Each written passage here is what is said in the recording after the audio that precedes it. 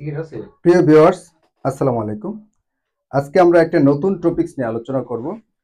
আজকের টপিকস হচ্ছে gold market বা গোল্ড মার্কেটে দর পতন হয় কেন, গোল্ডের দর ওঠানামা করার মূল কারণ কি। আজকে আমাদের সাথে আছেন একজন গেস্ট অতিথি, তিনি গোল্ড বিজনেসম্যান বা গোল্ড ব্যবসায়ী।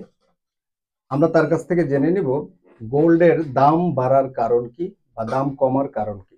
এই বিষয়টা আসলে বর্তমান প্রেক্ষাপটে খুবই গুরুত্বপূর্ণ একটি বিষয়, আপনাদের জেনে রাখা উচিত। তো পরিচয় করে দিচ্ছি, আমাদের সাথে আছেন দাদা জয়ন্ত। দাদা, এই বিষয়ে একটু আমাদের কিছু যদি কাইন্ডলি বলতেন, ভিউয়ার্সরা উপকৃত হতো। গোল্ডের বিষয়টা কি আপনার সম্পূর্ণ এটা ইন্টারন্যাশনাল বাজার। এটা আচ্ছা আমাদের দেশের সাথে কোনো সম্পৃক্ত না। আচ্ছা এটা পুরোটাই আপনার বাইরের একটা হিসাব নিকাশ আর কি। তো গোল্ডের বিষয়টা সব দেশেরই এখন কারেন্সি হিসাব করলে লেনদেনটা করে গোল্ড দিয়ে লেনদেন করতে চাচ্ছে সবাই, এটা দিয়ে মানে এগ্রি আর কি। এখন ডলার আছে, রুবেল আছে, যার যার দেশে তার তার সেগুলো না একজন আরেকজনের পার্শ্ববর্তী না মিলে না। আচ্ছা, পরবর্তী তারা চিন্তা করলো যে গোল্ড দিয়ে তারা এখন বিজনেস করবে সারা দেশে বিজনেসটা আচ্ছা গোল্ড দিয়ে কারেন্সি হিসাবে তারা লেনদেনটা করতেছে। এই জন্য মানে পৃথিবীর মানে প্রায় উন্নত যে দেশগুলো আছে সেগুলা ম্যাক্সিমাম দেশগুলাই গোল্ডের আপনি মজুদটা কত রাখা বছর হইতেছে। যাবত এই গোল্ড বিজনেসের সাথে তো আছেন? গোল্ডের বিষয়ে প্রায় একযুগ তো হবেই, এক যুগ, তাহলে তো অনেক এক এক্সপিরিয়েন্স যুগ আপনার। হয়ে গেছে। তো আপনি আমার কি ঢাকার স্থানীয়? স্থানীয়, হ্যাঁ, আচ্ছা আচ্ছা আমার দেখা মাত্র মানে গোল্ডের বিষয়টা কি, গোল্ড তো একটা ধাতু জিনিস। তো ধাতুর বিষয়টা হলো মানে গোল্ডের যেমন উড়োজাহাজ মানে আকাশপথে যে যান চলাচল গুলা করে সেক্ষেত্রে গোল্ডের আহ প্রাধান্যটা বেশি মানে আচ্ছা, সবগুলা। রিসেন্টলি যে গোল্ডের দাম বেড়ে গেল হঠাৎ করে অনেক, হুম আবার দাম কমে গেল, হুম হুম। এটার মূল কারণটা কি? এটার মূল কারণ অনেকগুলি বিষয় থাকে, এর মধ্যে প্রধানতম বিষয় হলো আপনার যুদ্ধকালীন যে বিষয়গুলো যায় আচ্ছা, প্রতিটা দেশেই, তখন গোল্ডের দামটা একটু আমরা উঠানামা ফিলিস্তিনের করে। যুদ্ধটা দেখেছি। উঠানামা আচ্ছা করে। আচ্ছা, তো ইউক্রেনের যুদ্ধটা দেখেছি। যুদ্ধের কারণেই উঠানামাটা করে, কারণ প্রতিটা। তখন খনিজ থেকে উঠানোর হ্যাঁ, জন্য দাম বেড়ে যায় নাকি মার্কেটে? না, ওই গোল্ডের দিয়ে আপনার ছালা দিতে হয় আর কি। যে কোনো আকাশপথে যে যানগুলো চলে আচ্ছা সেগুলো আচ্ছা সব গোল্ড দিয়া মানে ইউজ করে, তো তাই গোল্ডের দামটা উঠানামা করে, যুদ্ধকালীনই ম্যাক্সিমাম বাড়ে এতটুকু। আচ্ছা, অরিজিনাল যে গোল্ড, এই যে হুম ক্যারেটের যে 22 ক্যারেট বা হুম 20 ক্যারেট বা 21 ক্যারেট, হ্যাঁ, এই ক্যারেটের হিসাবটা কিভাবে করা হয়?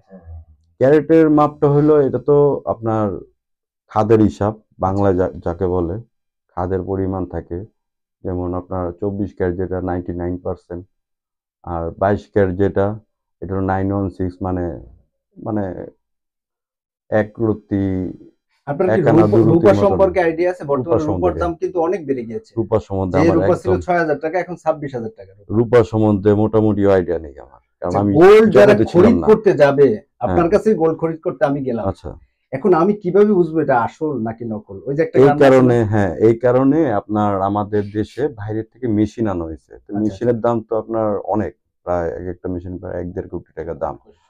তো ওই মেশিনের সাহায্যে আপনার গোল্ডের যে আপনার খাদের পরিমাণ বা জি ক্যারেটের পরিমাণ বা এই গোল্ডটা কতটুক আছে সেগুলা দিলেই আপনার 5-10 মিনিটে চেক করে পাওয়া যায়। আচ্ছা আচ্ছা, সেক্ষেত্রে এখন আর মানে তাহলে মেশিন, আদিম যুগের ওই যে আছে না, ওই যে কষ্টি পাথর যে বিষয়গুলো ছিল জি জি, সেগুলো এখন উঠে গেছে, এখন সব মেশিনে বেরিয়েছে। আচ্ছা আচ্ছা এখন সব হলমার্ক। আপনি যে আচ্ছা, গোল্ডটা আমরা ক্রয় কিন্তু করতেছেন। রিসেন্টলি একটা নিউজ দেখেছি, নিউজটা হচ্ছে হুম, বনশ্রীতে। আচ্ছা। উনি গোল্ড, আপনারা কি গোল্ড দোকানে রেখে আসেন নাকি বাসায় নিয়ে আসেন? উনি বাসায় নিয়ে আসতেছিল পকেটে করে, ওনাকে গুলি করে গোল্ড নিয়ে গেছে। এটা কতটুকু সিকিউরিটি ব্যবস্থা? গোল্ডের বিষয় কি আপনার বাসায় যেটা নিয়ে আসছে এটা তার জরুরি হতে বা কার্যক্রম থাকতে পারে। তো গোল্ডের দোকান বাসায় আনে, অনেক সময় গোল্ড গালিয়ে মানে পাকা করে আবার গোল্ড তৈরি করা লাগে, আচ্ছা অনেক আচ্ছা, কাজ টাজ থাকে। তো সেই ক্ষেত্রে হয়তো বা উনি বাসায় নিয়ে আসতে চাচ্ছিল। আমাদের সাথে ভিউয়ার্স, আমাদের সাথে আছেন আমাদের লার্নেড ফ্রেন্ড আমানুল্লাহ আমান। আপনার মুখ থেকে কিছু শুনতে চাই গোল্ড সম্পর্কে। আপনি কি গোল্ড রিসেন্টলি কিনেছেন? উম, ভিউয়ার্সদেরকে বলেন একটু কাইন্ডলি। জি, thank you, thanks a lot, mister advocate Deep সাহেব। ব্যাপারটা হচ্ছে আমার যেসব কোয়েশ্চেন গুলো ছিল অ্যাবাউট গোল্ড, জি সেগুলো আপনি করেছেন। হ্যাঁ, জি তো আমার হচ্ছে যে এই বন্ধুর সাথে যেটা হচ্ছে যে প্রশ্ন ছিল যে গোল্ডের যে বিষয়টা, গোল্ডের বিষয়ে যে নকল হয়, হ্যাঁ, গোল্ডের যে নকল হইলো এটাতে এই না, আচ্ছা এই নকলটা বা হচ্ছে আসল যে গোল্ড যে চেনার যে মেশিনের কথা আপনি বলেছেন, হুম, তো সেই মেশিনটা কি অ্যাভেলেবেল সবার জন্য নাকি হচ্ছে জাস্ট অ্যাভেলেবেল দোকানে? অ্যাভেলেবেল সবার মেশিনটা যে সবার আসল নাকি নকল সেটা আমি সবার কিভাবে সবার বুঝবো? এটা বিএসটি অনুমোদিত, প্লাস হলো আপনার বাইরের থেকে যে ইয়ে আনে। আমাদের দেশে তো বিএসটি এর উপরে তো কিছু নাই। হ্যাঁ, বিএসটা হচ্ছে আমাদের হচ্ছে যে একটা মাপ যে কোনো করার কিছুর একটা হ্যাঁ নির্ধারণের জন্য authority BST authority authority. Right right তো এর উপরে তো আমাদের দেশে কিছু নাই। তো জি। সেই ক্ষেত্রে সেই অনুমোদনটা তারা নিয়ে আসার পরে এটা টেস্ট করে দেয়। আর মেশিনের দাম তো বললামই অনেক, আচ্ছা, মানে এই ব্যয়বহুল এই এটা। স্বর্ণের বিষয়ে যে বিদেশ থেকে যে স্বর্ণগুলো আসে, আমরা যেটা জানি যে চোরাই পথে বেশি স্বর্ণ আসে। তো এই চোরাই পথে স্বর্ণ যে আসে, হ্যাঁ, তো সেইটা বিষয়ে কি এই যে আমরা বাংলাদেশে যারা গোল্ড ব্যবসায়ী আছেন, হ্যাঁ, সেই চোরাই পথের এই গোল্ড মানে তারা এটা কিভাবে মানে ভ্যালিড করে। ভ্যালিড করে এই সম্পর্কে আপনি কিছু বলতে চোরাই পারেন? পথের বিষয়টা তো আমার মানে আইডিয়াটা একটু কম আছে। সব থেকে বড় কথা, সবাই একদম সাধারণ লোক, মানে আপনি নিজেও, উনি নিজেও যদি বাইরে যায় 100 গ্রাম গোল্ড সে নিয়ে আসতে পারবে। 100 গ্রাম গোল্ড মানে ইকুয়াল টু আপনার ভরিতে কনভার্ট করলে 8.5 ভরি হয়। 8.5 ভরি গোল্ড আপনি যখন বাইরে, আপনি সৌদি আরব গেলেন বা দুবাই গেলেন, যেখানেই গেলেন, কাতার গেলেন, ওখান থেকে 100 গ্রাম গোল্ড আপনি আনতে পারবেন, মানে উইদাউট ট্যাক্স। ট্যাক্স ছাড়া আপনি আনতে এটা কি পারবেন। এই যে কোনো সুযোগটা দেশ থেকেই? আনতে পারবেন, হ্যাঁ, যে কোনো দেশ থেকে। যে কোনো গোল্ড বা যে যে মানের হোক, হুম 22 ক্যারেট হোক, 21 ক্যারেট হোক বা 18 ক্যারেট হোক, যে মানের হোক, আপনি 100 গ্রাম গোল্ড একদম পাসপোর্ট অনুযায়ী আপনাকে ট্যাক্স ছাড়া আনতে পারবেন। এর পরবর্তীতে যদি একটু বেশি আপনার প্রয়োজন হয়, সেক্ষেত্রে আপনার ট্যাক্স দেওয়া লাগবে।